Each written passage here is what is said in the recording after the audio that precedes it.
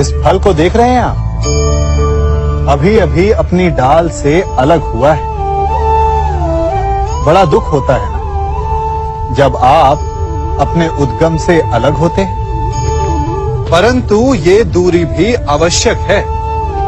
अब इस फल को ही ले लीजिए।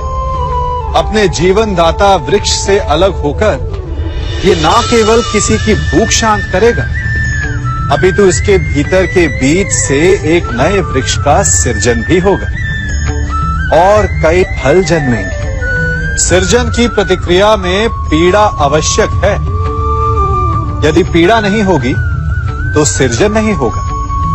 पीड़ा अपने उद्गम से दूर होने, पीड़ा अपनों से दूर होने। इस फल की भांति हम मनुष्यों को भी अपने उद्गम से, अपने सगे संबंधियों से अलग होना पड़ता है और यही अलगाव एक नए सृजन को, एक नई सृष्टि को, एक नए विकास को जन्म देता है।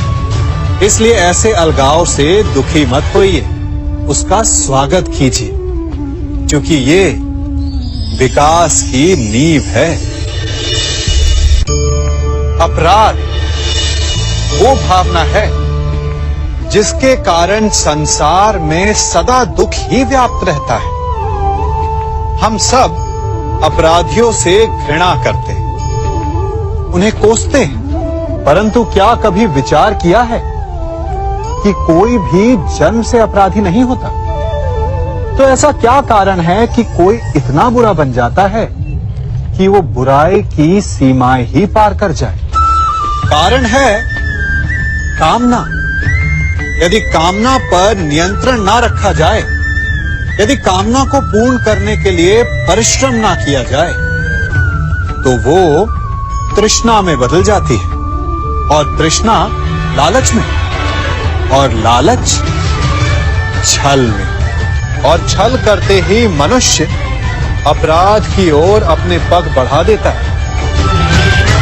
इसलिए ये अत्यंत आवश्यक है कि मन की कामनाओं पर नियंत्रण रहे। यदि मन पर नियंत्रण रहेगा तो अपराध पर स्वयं ही नियंत्रण हो जाएगा। हम सबका मन करता है कि हम जीवन में ऐसे शिखर पर पहुंचे जहां हमसे ऊपर कोई ना हो, जहां हमें कुछ करने की आवश्यकता ना पड़े, है ना? कुछ लोग इस शिखर पर पहुंच भी जाते हैं, परंतु उनका मन सदा विचलित रहता है। इतनी मनोरंजक बात है ना कि जिस विश्राम को पाने के लिए हम इतनी मेहनत करते हैं, इतना परिश्रम करते हैं, वो हमें मिलता ही नहीं। कारण स्वयं सोचिए, वन का राजा होने के पश्चात भी सिंह को अखेट के लिए परिश्रम क्यों करना पड़ता है? सोचिए।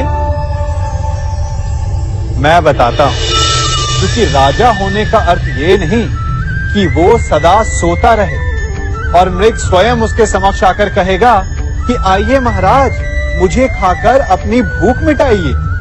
तो समझ लीजिए, कार्य आपके परिश्रम से संपन्न होते हैं, केवल कामना से नहीं। यदि आप नीचे हैं तो सदा स्मरण रखें कि आपका परिश्रम ही आपको ऊंचाइयों पर ले जाएगा, और यदि आप ऊंचाई पर हैं तो वहां पर भी रहने के लिए आपको निरंतर परिश्रम करते रहना होगा। अर्थात परिश्रम से मुक्ति नहीं है, क्योंकि परिश्रम ही जीवन है। सबसे अधिक महत्वपूर्ण क्या है? जीवन, या जो जीवन में पाया, यात्रा, या यात्रा पूर्ण करने के बाद पाया गया लक्ष्य, कर्म या उसके फल? बहुत ही महत्वपूर्ण परंतु विकट प्रश्न है ना? परंतु तनिक धीरज से सोचेंगे तो इसका उत्तर अधिक कठिन नहीं है। यदि जीवन यात्रा है तो उसका लक्ष्य क्या होना चाहिए? स्वयं सोचिए। मान, संतान, धन, नहीं ना। अंतिम लक्ष्य है परम आनंद, और ये अचानक से नहीं मिलता। इसे पाने का केवल एक ही उपाय, और वही आपका कर्म, वही आपकी यात्रा भी, और वही आपका प्रारब्ध भी है। और आपको कौन बताता है कि आपके लिए सही क्या है? वो है आपका मन, जो मस्तिष्क की भांति हानि और लाभ नहीं सोचता, जो आपको ये बताता है कि शुभ किसमें, संसार का कल्याण किसमें, आनंद किसमें। यदि आपका मन संयमित है तो वो आपका सबसे महत्वपूर्ण मार्गदर्शक है, जो आपकी यात्रा, आपका लक्ष्य, आपके कर्म और उसके फलों को सबको शुभ बना सकता है।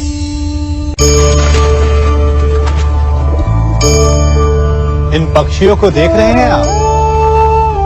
इनका उड़ना वायु में इतना संतुलन मुक्त कर देता है ना?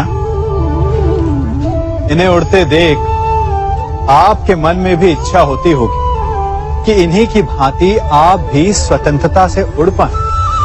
ईर्ष्या होती है ना, जब आप इन्हें खुले आकाश में ऐसे विचरण करते देखते हैं। पर कभी सोचा है इस उड़ान को, इस स्वतंत्रता को पाने के लिए कितना परिश्रम, कितना अभ्यास किया होगा इन्होंने? आकाश में उड़ने से पूर्व धरती पर कितना गहन परिश्रम किया होगा इन्होंने। इनके माता पिता ने पहली बार जब इन्हें पंख फड़फड़ाने को उकसाया होगा तो कितनी बार गिरे होंगे। पहली बार वायु में उड़ते समय कितना भय लगा होगा इन्हें। अपनी पहली उड़ान के पश्चात धरती पर उतरते समय गिरकर कितनी चोट खाई होगी। इस उड़ान का, इस स्वतंत्रता का ये मूल है। यदि आप ये दे सकते हैं तो अवश्य आप भी इस स्वतंत्रता को पा सकते हैं। इन पक्षियों की भांति ही अपने चारों ओर जब भी आप किसी सफल मनुष्य को देखें तो उससे ईर्ष्या ना करें, उसके परिश्रम और पीड़ा को समझने का प्रयास करें जो उसने यहां तक पहुंचने में पाई है। प्रेरणा लें, प्रयास करें और स्वयं भी सफल हो जाएं। कभी वन में सिंह को अखेट करते देखा है? हमें लगता है कि सिंह तेजस्वी है, बलशाली है, तीव्र है, इसलिए वो अखेट कर पाता है। परंतु इस अखेट के दूसरे पक्ष को भी देखने का प्रयास कीजिए। सिंह अखेट तभी कर पाता है जब हिरण आस छोड़ देता है, जब वो भागना बंद कर देता है, जब वो संघर्ष करना छोड़ देता है। सिंह हिरण की मृत्यु नहीं चुनता, हिरण स्वयं अपनी मृत्यु चुनता है। ठीक उसी प्रकार असफलता हमें नहीं चुनती, हम असफलता को चुनते हैं।